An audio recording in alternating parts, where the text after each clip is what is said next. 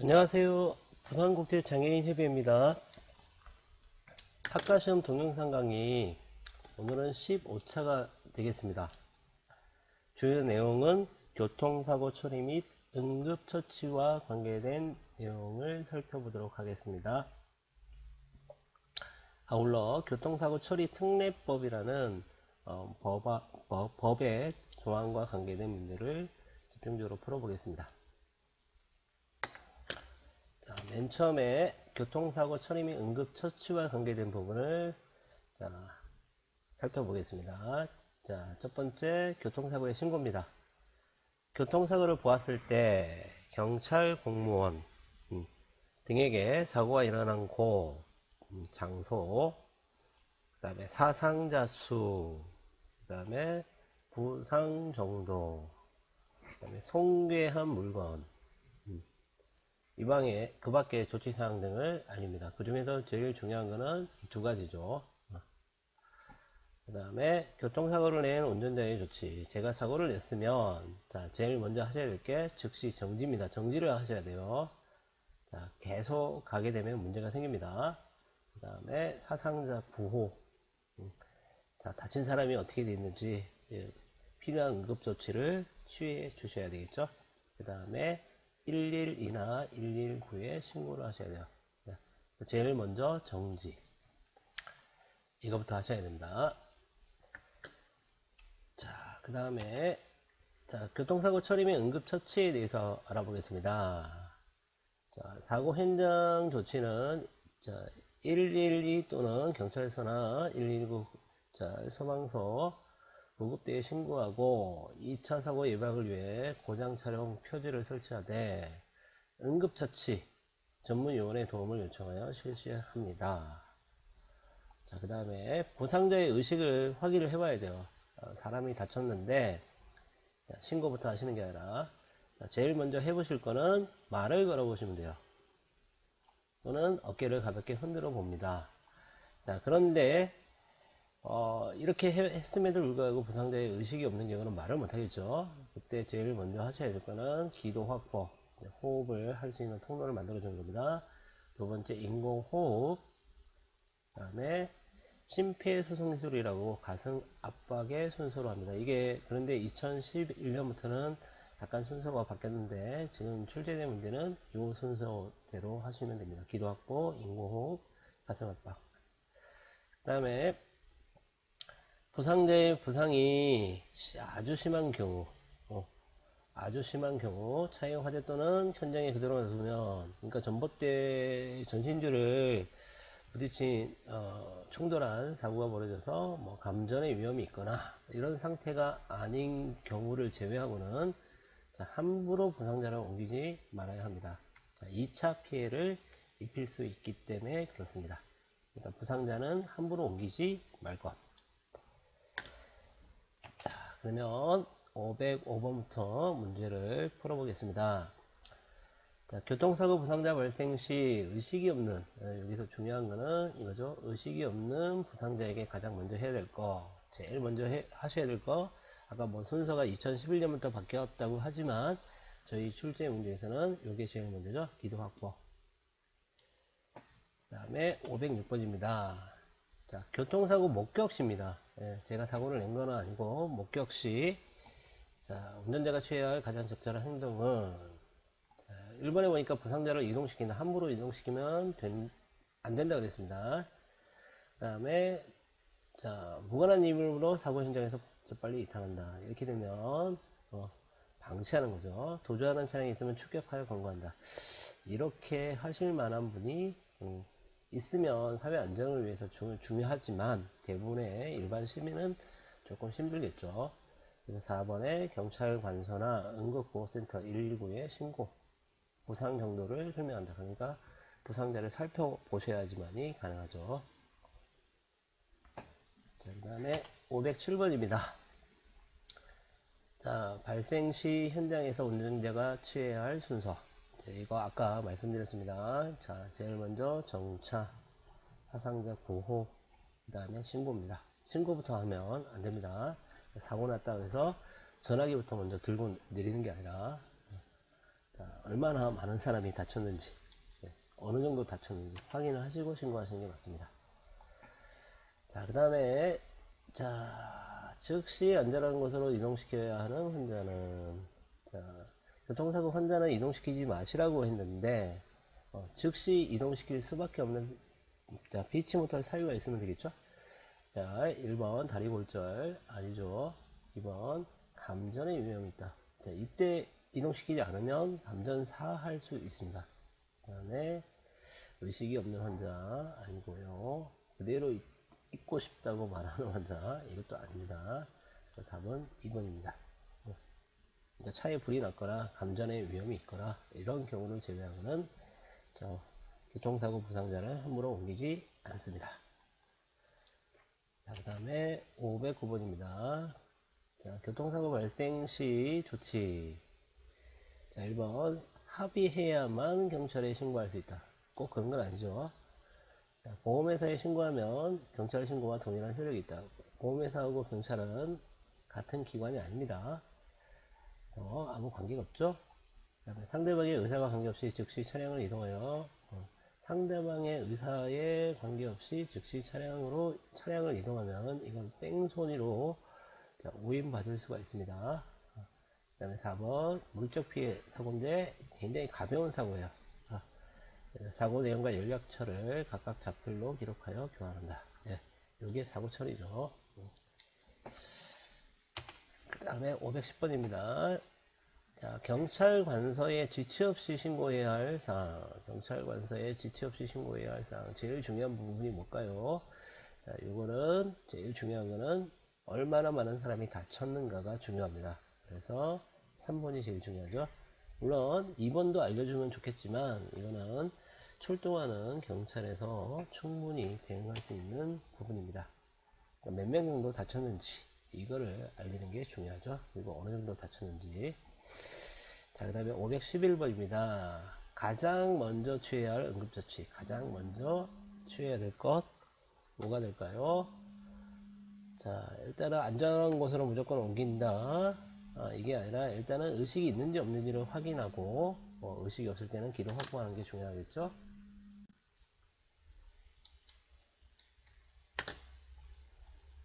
자, 그 다음에 512번입니다. 자, 교통사고 발생 시 대처 방법으로 가장 적절한 거. 자, 발생 시 대처 방법. 자, 경미한 사고의 경우 부상자를 그냥 두고 가도 된다.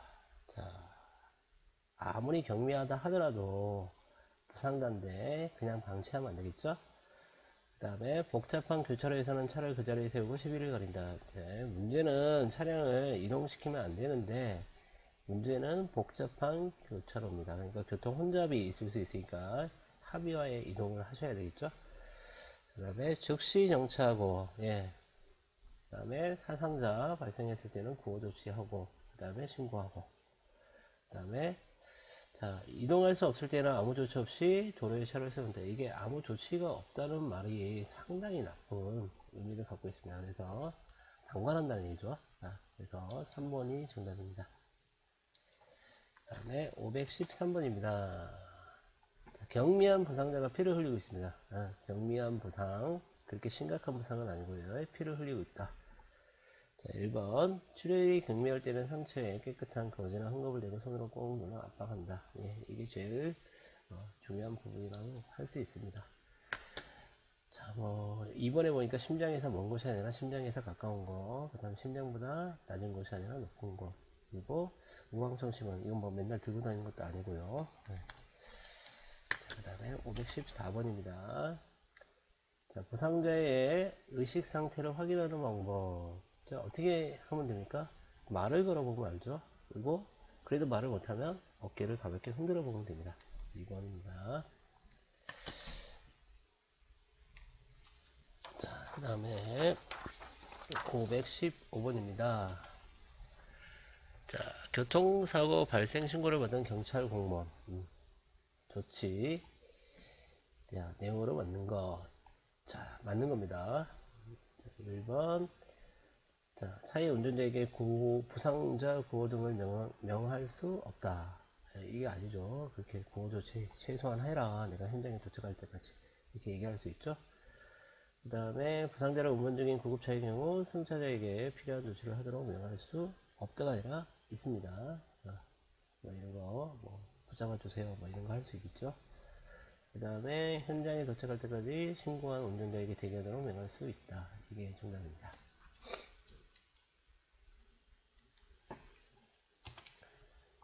자, 그 다음에 516번이요. 부주의로 앞차를 추돌해 있습니다.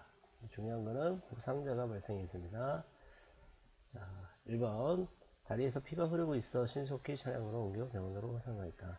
다리에 피가 흐르고 있지만 부상 부위를 정확하게 확인할 수 없죠. 그러니까 자, 함부로 이동하면 안 된다고 했습니다.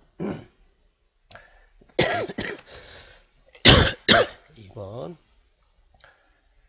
자, 두 번째 죄송합니다. 피해자의 보유자에게 연락한 후 도착할 때까지 기다렸다. 기다림 문제겠죠. 그 다음 3번 119 등에 연락하여 자, 전문 구급 요원의 도움을 요청하였다. 예, 가장 바람직한 대응이라고 볼 수 있겠죠. 그 다음에 경미한 부상으로 보여. 이건 자신의 눈입니다. 전문의의 의견이 아니니까 3번의 조치가 가장 바람직하다고 볼 수 있습니다. 그 다음에 517번입니다. 부상자의 척추 굴절이 아주 심하다. 응급처치 방법 1번 직접 구호 조치를 한다. 의사도 아닌데 이렇게 함부로 오시면 안 되겠죠.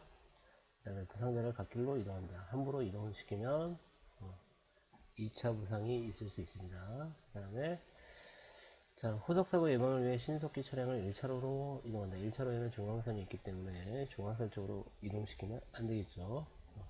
그 다음에 4번에 신고한다. 예. 자, 요게 정답입니다. 그 다음에 518번입니다. 자, 현장에서의 조치. 맞는 거 두 가지. 그 다음에 1번에 보니까 신고를 하고 상대 운전자와의 협의하에 안전한 곳으로 이동하였다. 협의하에 이동이죠. 네, 협의, 이동, 옮기자. 그 다음에 현장을 표시하고 사진 촬영을 했다. 현장 표시, 사진 촬영. 네, 후속 조치 제대로 한 거죠. 그 다음에 부상자 여부는 확인할 필요 없이 경찰이 올 때까지 현장에 있으면 된다. 이게 부상자를 확인하는 게 제일 중요하죠. 즉시 정차, 부상자 구호라고 했습니다. 그 다음에 최대한 원거리로 이동하여 역시 문제가 있습니다. 그래서 1번, 2번. 그 다음에 519번인데 자, 원래 교통사고 발생 시에는 즉시 정차를 해야 되는데 계속 운행할 수 있는 경우입니다. 뭔가 긴급한 일을 하는 거죠. 자, 1번에 보니까 환자 호송 중인 구급차 운전자는 승차자에게 현장 조치를 하게 하고 계속 운행했다. 승차자에게 남아서 현장에 있는 부상자를 보호하게 하고 자신은 계속 운행할 수가 있습니다. 왜냐하면 긴급 환자가 있으니까. 그 다음에 2번 가벼운 몸살로 이건 긴급 환자라고 볼 수 없겠죠. 그 다음에 3번에 긴급 우편물을 수송하는 긴급 우편물 긴급입니다.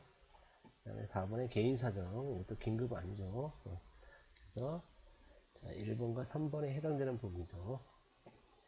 그 다음에 5번 520번 자, 교통사고 결과에 따른 벌점입니다. 벌점 기준으로 맞는 거. 자, 1번에 보니까 행정처분을 받을 운전자 본인의 인적 피해. 본인도 피해를 입을 수 있습니다. 인적 피해, 교통사고 부분에 따라 벌점을 부과한다. 자신이 피해를 받는데 자신에게 벌점이 부과된다면 상당히 조금 이상하겠죠. 그래서 이때는 벌점을 부과하지 않습니다. 네, 두 번째, 자동차와 사람의 교통사고에도 쌍방과실일 때에는 벌점을 부과하지 않는다.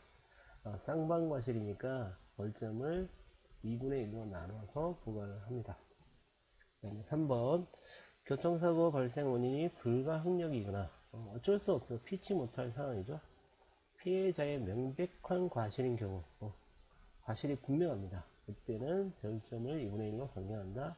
이때도 벌점을 내지 않습니다. 벌점을 부과하지 않습니다.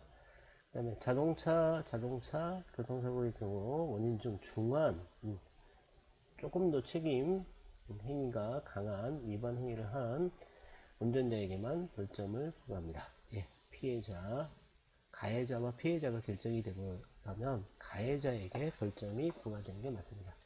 4번이 정답입니다.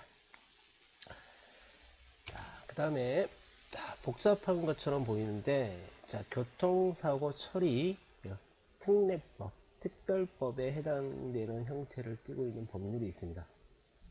자, 이 특례법은 피해자와 합의하거나 종합보험 또는 공제보험, 공제에 가입된 경우 과실로 교통사고를 일으킨 운전자에 관해 형사처벌에, 원래 모두 다 형사처벌을 해야 되는데 형사처벌 등의 특례를 정하여 자, 공소를 제기할 수 없도록 피해자가 이 사람 처벌해 주세요 이렇게 얘기하지 않는 이상 공소를 제기할 수 없도록 해서 신속한 원활한 교통사고 처리를 위해서 만들어진 법률이라고 보시면 됩니다. 그러니까 교통사고로 인한 피해의 신속한 회복과 공유생활의 조금 편리함을 증진시키기 위해서 만든 합리적인 법이라고 보시면 돼요. 자, 그러면 이런 특례가 적용되는 사고는 어떤 사고일까요? 자, 대략적으로 보시면 비교적 가벼운 위반이나 법규의 위반이라 보시면 됩니다. 안전운전 불이행, 그 다음에 속도는 10km 초과, 그 다음에 우선순위 위반, 먼저 진입한 차가 있는데 그걸 위반하고 들어갔다가 교차로에서 사고 났다, 뭐 이런 거. 난폭 운전, 교차로 통행 방법 위반, 그 다음에 안전거리 미확보, 이런 가벼운 교통사고는 교통사고 처리 특례가 적용이 됩니다. 즉 피해자가 공소를 제기하지 않는 이상 형사처벌되지 않는다는 얘기입니다. 자, 중요한 거는 이 특례가 적용되는 사고보다는 특례가 적용되지 않는 사고입니다. 중대과실이죠. 중대과실. 자, 이 중대과실에 해당되는 부분은 전부 다 기억을 해 두실 필요가 있는 사고라고 보시면 됩니다. 첫 번째, 사람을 죽게 한 경우, 인사사고죠. 그 다음에 두 번째, 피해자 보호를 하지 않고 도주한 경우, 뺑소니라 저희가 얘기를 하죠. 더 나쁜 거는 피해자를 유기하고 도주한 경우도 포함됩니다. 그 다음에 세 번째, 음주운전 측정 요구를 거부한 경우입니다. 그 다음에 네 번째, 신호기가 표시하는 신호, 그 다음에 경찰 공무원의 지시 이런 것들을 위반해서 운전한 경우, 신호 위반이죠. 그 다음에 다섯 번째, 중앙선 침범, 횡단이나 유턴 또는 후진 하지 말아야 될 곳에서 후진을 하다가 사고를 일으킨 경우. 그 다음에 다섯 번째는 20km 이상을 초과해서 과속 운전을 하다가 되는 경우. 여섯 번째, 앞지르기와 관계된 부분입니다. 일곱 번째, 철길 건널목. 그 다음에 여덟 번째, 횡단보도에서의 보행자 보호 의무를 위반한 거. 여기서 중요한 거는 횡단보도입니다. 장소가. 그래서 이게 횡단보도를 건너는 초등학생을 충격하는 교통사고. 횡단보도를 건너는 초등학생이 중요한 게 아니라 보행자죠. 횡단보도에서 사고가 났기 때문에 이거는 형사처벌됩니다. 아무리 이 초등학생의 학부모가 형사처벌을 원하지 않는다 하더라도 형사처벌 되는 겁니다. 그 다음에 9번 이거 무면허 운전과 관계 있죠. 그 다음에 10번 음주운전입니다. 그 다음에 11번 보도 보도 횡단. 자, 원래 차는 보도에 올라올 수 없습니다. 이 보도에 다니는 사람을 보행자, 자동차는 차도에 다녀야 되겠죠. 그래서 주차하다가 통행 중인 보행자를 다치게 한 교통사고, 이런 것도 형사처벌됩니다. 그러니까 차는 차도가 아닌 보도에서 사고를 일으키면 문제가 생기죠.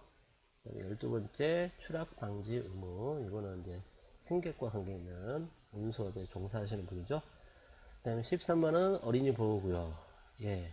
준수사항이 있죠. 30km 속도 제한이라든지, 주정차 금지라든지, 이런 것들인데, 그에 의해서 사고가 일어났다. 그리고 어린이의 신체에 상해를 입혔다. 이런 경우는 형사처벌됩니다. 보험의 가입 여부는 묻지도 따지지도 않습니다. 자, 521번입니다. 자, 교통사고를 일으키는 운전자가 종합보험이나 공제조합에 가입되어 있어. 자, 가입되어 있습니다. 그래서 특례가 적용되는 경우, 특례가 적용되는 경우는 자, 비교적 가벼운 위반이라 얘기했죠. 그러니까 1번에 안전운전 의무 위반. 그래서 1번입니다. 그리고 자동차의 손괴, 물적 피해만 있죠. 그 다음에 522번. 무면허 운전에 해당되는 거. 면허가 없는 거죠. 1번, 범칙금 납부 통지서를 가지고 운전할 때. 이때 면허 취소나 정지는 아니죠. 그 다음에 운전면허증을 발급받고 운전할 때. 이거 무면허 아닙니다. 그 다음에 정지 기간 중에 운전할 때. 예, 이게 무면허입니다.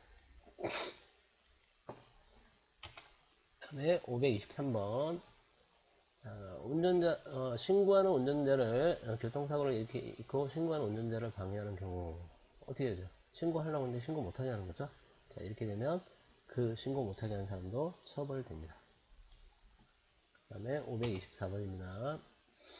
자, 예외, 교통사고 처리 특례법, 예외 11개 항 중 과속사고, 몇 킬로 이상 과속이라고 그랬습니까? 제한속도를 20km 이상 초과했을 때. 그 다음에 525번입니다. 자, 형사처벌되는 경우로 맞는 거. 형사처벌. 자, 형사처벌. 제일 중요한 거는 중요한 교통사고를 일으켰을 때 형사처벌이 됩니다. 1번에 보니까 종합보험에 가입하지 않은 차가 물적 피해가 있는 교통사고를 일으키고 피해자와 합의한 경우. 이거는 가벼운 물적 피해를 일으킨 거죠. 그 다음에 2번. 공제조합에 가입한 택시가 중앙선을 침범. 중앙선 침범은 중대과실입니다. 그래서 형사처벌됩니다.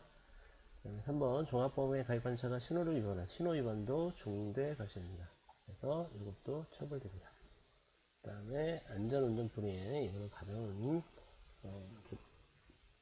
불이행으로 가서 위반으로 가서 특례가 적용되는 사고라고 볼 수 있죠. 2번과 3번이 형사처벌되는 사고입니다. 526번입니다. 보도위에서 차량을 주차하다가 자, 문제는 이게 장소가 보도입니다. 자, 통행 중인 보행자를 다치게 한 교통사고는 자, 이거는 형사처벌되는 예외 특례법의 특례 예외가 되겠죠. 그래서 자, 이거는 형사처벌된다. 이렇게 보는 게 정답입니다. 그 다음에 527번입니다. 자, 교통사고 처리 특례법의 목적. 왜 이런 특례법을 만들었을까요? 자, 특례법이 없으면 교통사고를 일으켰을 때마다 경찰서에 왔다 갔다 하면서 자, 합의를 해야 되고, 그 다음에 형사처벌 됐으니까 내가 경찰서에 왔다 갔다 해야 되니까 굉장히 피곤하다고요. 그래서 일단은 피해의 신속한 회복, 그 다음에 국민생활의 편의, 이거를 목적으로 한 게 특례법입니다. 근데 이렇게 국민생활의 편익을 증진을 하다 보니까 가해자가 그냥 보험 처리로 모든 걸 다 끝내려고 하는 그런 경향이 있어서 예외 조항 11가지 중대 과실에 해당되는 부분은 피해자의 공소와 관계없이 형사처벌하는 예외 조항을 두게 된 겁니다. 그래서 4번이 일단 정답입니다. 그 다음에 528번입니다. 자, 횡단보도를 건너는 장소가 제일 중요한 장소가 이 횡단보도가 제일 중요하죠. 자, 이렇게 되면 종합보험에 가입 여부와 관계없이 어떻게 됩니까? 형사처벌됩니다. 1번이 정답입니다. 자, 여기까지 15차시 강의를 마치겠습니다. 감사합니다.